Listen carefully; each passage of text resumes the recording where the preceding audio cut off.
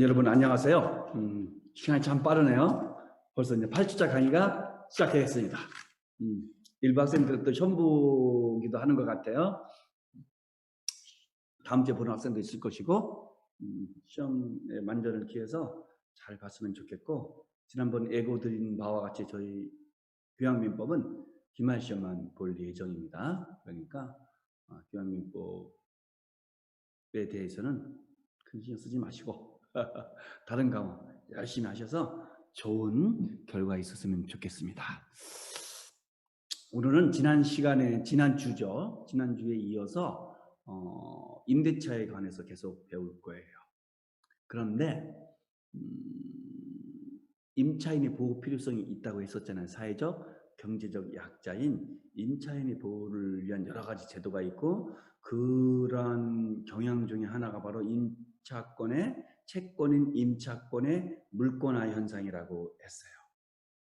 그 물권화 현상이 태반은 실은 임차인의 지위를 보호해 주는 거예요.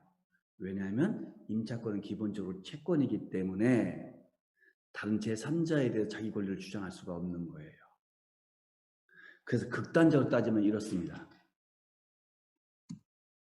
자, A라는 토지가 있다고 합시다.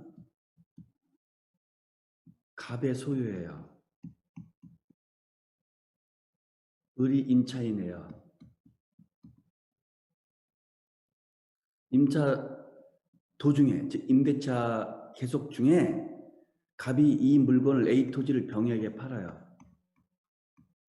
매도를 하고 이전 등기를 마쳐요. 등기를 마치면 새로운 소유자가 이제 병이 되겠죠? 병이 을에게 너 나가라. 내 땅인데 함부로 왜 살고 있느냐? 왜 내 땅을 점유하고 있느냐? 라고 해서 나가라고 하면은, 그냥 땅을 돌려달라 하면 을은 기본적으로 나가야 되는 거예요. 그때 을이 무슨 소리입니까? 난 이미 갑하고 적법하게 임대차 계약 체결했고요. 이미 월세도 다 내고 있습니다. 차임도 내고 있습니다. 라고 해도 병에게는 주장할 수 없는 거예요. 왜? 을이 갖고 있는 지위는 물권이 아닌 채권이기 때문에.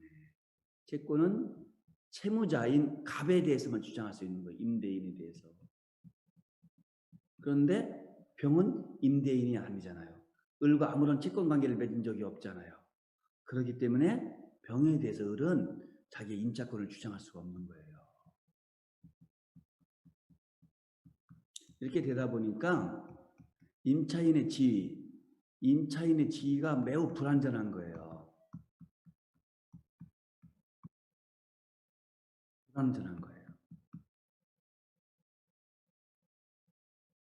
이런 점을 어떻게 보완할까 하는 고민을 하게 되는 거예요. 그 중에서도 주택은 심각한 거예요. 거주용으로 사용하는 주택이란 건물은 매우 심각한 거예요. 왜냐하면 대부분이 우리나라에 있어서 주택이라는 것은 전재산이잖아요. 재산의 태반이잖아요. 그렇기 때문에 주택에서 거주할 권리가 없으면 살 곳이 없는 거예요. 그런데 자기 집을 마련할, 즉 매수해서 자기 앞으로 소유권 등기를 넘겨서 소유자로 살아갈 수 있는 사람도 있지만 그렇지 않은 사람도 많잖아요. 그랬을 때 다른 사람이 건물을, 즉 아파트든 주택이든 이걸 빌려서 살 때 소유자가 바뀐다고 해서 나가라고 하면은 너무너무 불안전하잖아요. 그랬을 때 이런 임차인을 보호하기 위해서 특별법이 필요하겠다 하는 생각을 하게 된 거예요. 그래서 우리나라에서는 주택임대차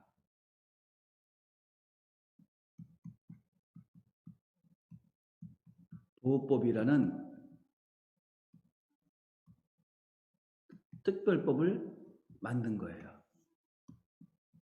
이는 주택을 임차한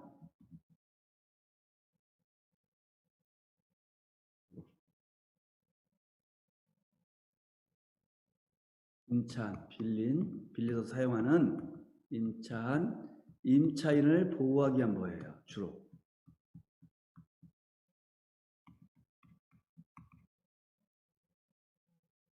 여기 이하여 만들어진 법이에요.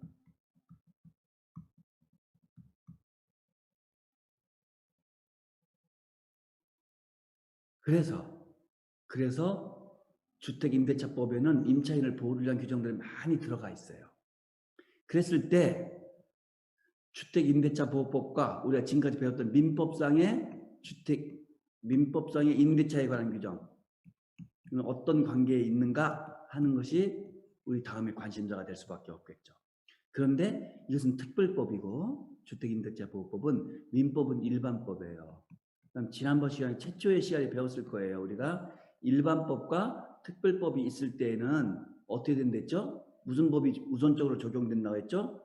특별법이 우선적으로 적용된다고 했잖아요. 이것을 바로 특별법 우선의 원칙이라고 하는 거예요. 그렇기 때문에 주택임대차에 관해서는 우선적으로 주택임대차 보호법이 적용되고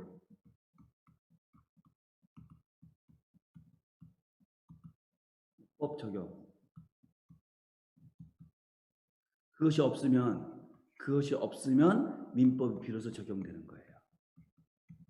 민법이 적용되는 거예요. 그러니까 후순위로서 적용이 되는 것이다. 이렇게 되면 되는 거예요. 즉 민법은 주택임대차 보호법을 보충적으로만 적용하게 되는 것이죠.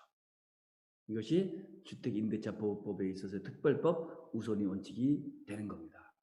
그렇다면 이 특별법인 주택임대차 보호법은 어느 경우에 적용되는가? 적용 범위가 문제되는 거예요.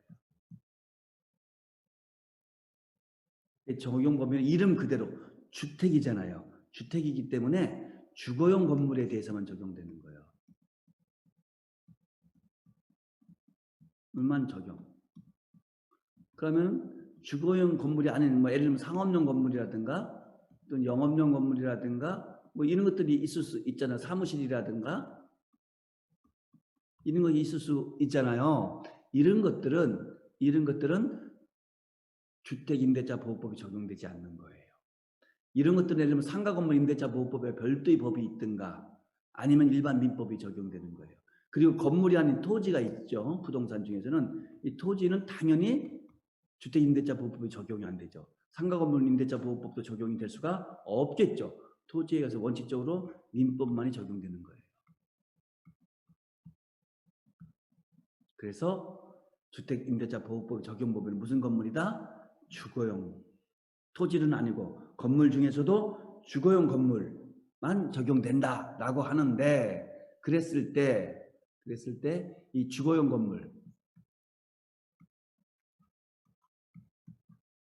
건물은 어떻게 판단하는가가 문제되겠죠. 어떤 경우에 주거용 건물이라 하고 어떤 경우에는 주거용 건물이 아닌 것으로 볼 것인가 하는데 이 판단 기준은 형식적 판단이 있고 실질적 판단이 있을 수 있어요. 형식적 판단은 등기부라든가 건축물 대장이라든가 이런 공부상이 있잖아요. 공적 장부가 있잖아요. 이런 공부상의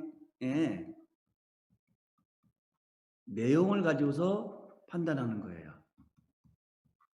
그래서 건축물 대장이 주택으로 대선 주택으로 보자는 취지야. 예를 들어서 실질적 판단은 이거에 관계없이 실질적으로 주거에 사용되는 건물인가 아닌가로 판단한다는 거예요. 그래서 우리 판례는 실질적 판단서를 취하고 있어요. 그래서 비록 공부상으로는 주택으로 되어 있다 할지라도 사실상 주거의 건물이 아니라면 주택임대차 보호법은 적용되지 않고 그에 따라서 그 건물에 들어가 있는 임차인은 보호를 못 받게 되는 거예요. 이 점을 우리가 주의하시면 되는 거예요. 그다음 이런 것도 있어요. 예를 들어서 주거용과 비주거용을 나눈다면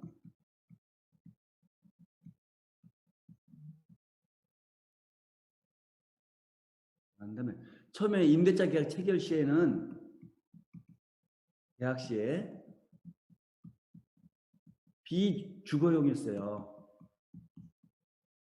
그런데 임차인이 살면서 주거용으로 바꿀 수 있잖아요. 개조할 수 있잖아요. 예를 들어서 이랬을 때 어떻게 되냐는 거예요. 그랬을 때 이 판단 시점은 계약 시점이에요. 계약 시점. 시점이 되므로 이 계약 시점에서 무엇이었죠? 비주거용이었죠. 그래서 나중에 설사 주거용으로 개조 내지는 변경되었다 할지라도 이런 경우에는 주택임대차보호법이나 특별법은 적용되지 않고 일반 민법만 적용되는 거예요. 이해되셨죠? 또 반대도 있을 수 있어요. 계약 당시에는 주거용이었는데 도중에 비주거용으로 바뀌는 수가 있어요. 이런 경우에도 이 주거용 임대차 도중에 계속 진행돼야 되기 때문에 도중에 바뀌었다면은 이때는 주택임대차법이 적용되지 않는 거예요. 원칙적으로 적용되지 않는 거예요. 그러니까 계약 시점과 도중에 계속 주거용이라는 성격이 유지돼야 된다는 것이죠. 그리고 아까 하나 빼먹은 것이 있는데요. 이 비주거용에서 주거용으로 바꿀 때 원칙적으로 안 된다고 했잖아요. 다만 예외가 있어요. 임대인과 협의하에 또는 임대인이 동의나 승낙하에 주거용으로 바뀌었을 때는 그때는 주택임대차보호법상의 주택으로 보는 거예요. 즉 거주용 주택으로 거주용 건물로 보는 거예요. 그래서 주택임대차보호법을 적용시키고 있는 거예요. 이런 내용을 우리 자료실에 다 이제 올려져 있는 강의 안에 자세히 기재되어 있거든요. 이 부분을 꼭 읽어보시고 참고하시면 될 것 같아요. 이런 것이 있어요. 하나의 건물인데 겸용이 있을 수 있어요. 그래서 일부는 예를 들면 일부는 주거용으로 하나의 건물에 일부는 비주거용으로 이렇게 겸용으로 사용되는 건물이 있을 수 있죠. 겸용 건물이. 그럼 이럴 때는 어떻게 될 것이냐. 주거용을 본다면 주택임대차법을 적용할 것이고 비주거용으로 본다면 주택임대차법이 적용되지 않겠죠. 그랬을 때 우리 판례는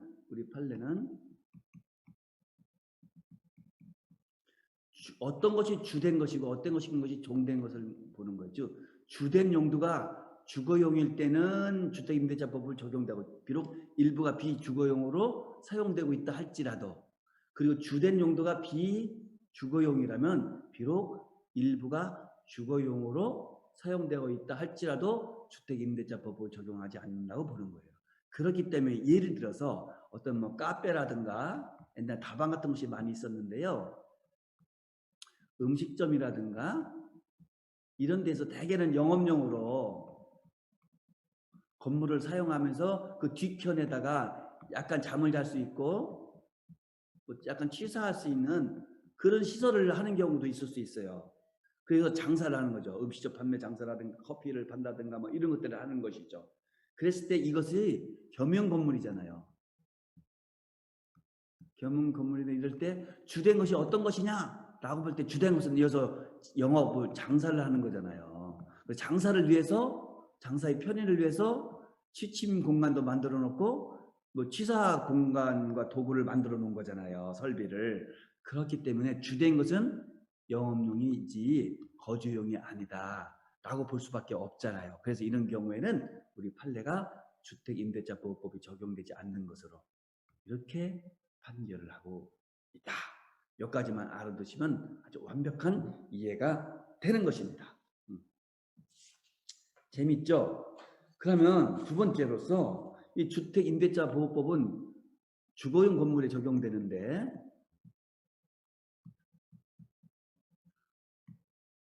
도대체 어느 경우에 이 주거용 건물 중에서 어느 경우에 적용되느냐 주거용 건물 중에서 어느 경우에 적용될 것인가가 문제되는 거예요.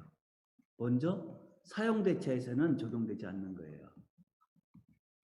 임대차, 사용대차는 타인의 물건을 사용한다는 점에서 똑같고 반환을 전제로 한다는 점도 똑같죠. 다만 큰 차이가 있죠. 유상이냐 무상이냐. 그러니까 핵심 차이라 했잖아요. 사용대차는 사용료가 없는 거예요. 쉽게 말하면 공짜로 사용하는 거예요. 공짜로 사용하는 자체가 임차인에게 큰 혜택이 되는 거잖아요. 그래서 공짜로 사용한다는 점을 착안해서 사용대차에 의한 주거용 건물일 때는 주택임대차법이 적용되지 않는 거예요. 즉 민법상의 사용대차에 관한 규정만 적용하는 거예요. 이해되셨죠? 임대차만 적용된다는 것이죠. 두 번째는 임대차 중에서 일시 사용하는 경우가 있어요. 단기간에 그렇게 일시 사용, 주거용 이럴 때는 임대차 보호법이 적용되지 않아요.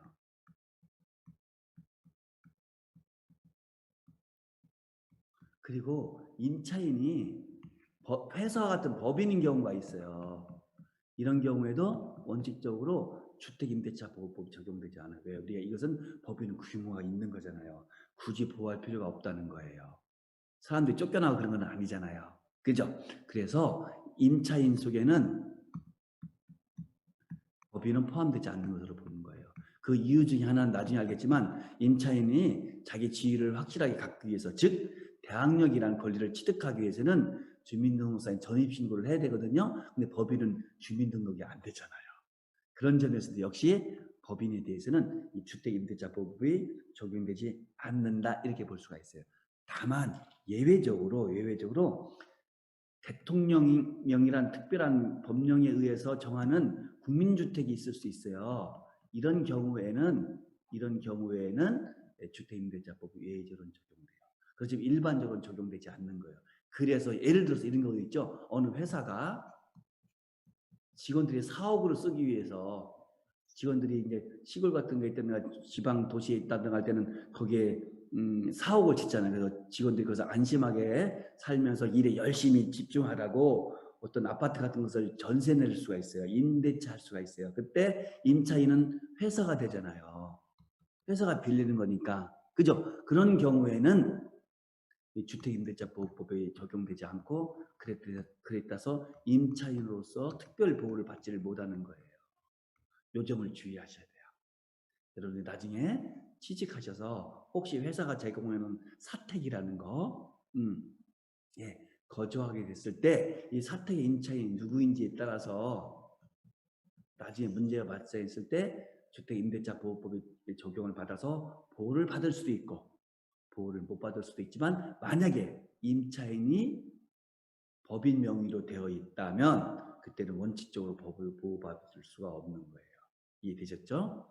여기까지가 이해하면은 여러분 완벽한 로이어, 완벽한 법률가가 되는 겁니다. 자, 혹시 판례 한번 읽어볼까요? 강의한 4페이지에 나와 있어요. 4페이지 중간쯤에 있는 판결인데요. 2003년 7월 25일 날 선고된 2003-2918란 판결, 대법원 판결이거든요. 한번 같이 한번 읽어볼까요? 법인에게, 지금 나왔죠? 법인에게. 우리 지난번 법인 배웠잖아요. 자연인 법인. 그때 말하는 법인입니다. 법이 인격을 부여한 단체죠. 법인에게 주택을 임대한 경우에는 법인은 주택임대차보호법 소정의 대항 요건이 하나인 아까 말했죠. 주민등록을 구비할 수 없으므로 임대인이 이 임대주택을 양도하더라도 그 양수인이 주택임대차보호법에 의하여 임대인의 지위를 당연히 승계하는 것은 아니고 따라서 임대인들이 임차보증금 반환 채무를 면제시키려는 당사자들 사이에 특이하게 있다는 데 특별한 사정이 없는 한 임대인이 법인에 대한 임차보증은 반환 채무를 소멸하지 않는다. 즉 계속 민법만 적용되지 주택임대차법은 적용되지 않는다는 거예요. 그 다음에 96년 선고된 거 볼까요? 주거용 건물에 해당되는지 아니하는지에 대한 판단 기준 보겠습니다. 주택임대차보호법 제2조 소정의 주거용 건물에 한해서 적용된다고 했잖아요. 주거용 건물에 해당하는지 여부는 임대차 목적물이 공부상의 표시 아까 등기부를 하든가 건축물 대장이라든가 이런 것이 아닌 그 공부라 하잖아요. 그런 공부상의 표시만을 기준으로 할 것은 아니고 실질 용도에 따라서 아까 실질서기가 있잖아요. 실질 용도. 실질적인 건물의 용도. 실질 용도에 따라서 정하여야 하고 건물의 일부가 아까 설명했죠. 건물의 일부가 임대차의 목적이 되어 주거용과 비주거용 용이 겸용되는 경우. 겸용 건물이잖아요. 아까 설명드렸죠. 겸용되는 경우에는 구체적인 경우에 따라서 그 임대차 목적, 전체 건물과 임대차 목적물이 구조와 형태, 임차인이 임차 목적물 이용관계, 그리고 임차인이 그곳에서 일상생활을 영위하는지 등 여부를 아울러 고려하여 어떻게 한목적적으로, 즉 실질적으로 판단해야 된다 이렇게 보여준다는 거예요. 그랬을 때 방 2개와 주방이 딸렸어요. 건물에. 그런데 다방으로 사용되고 있어요.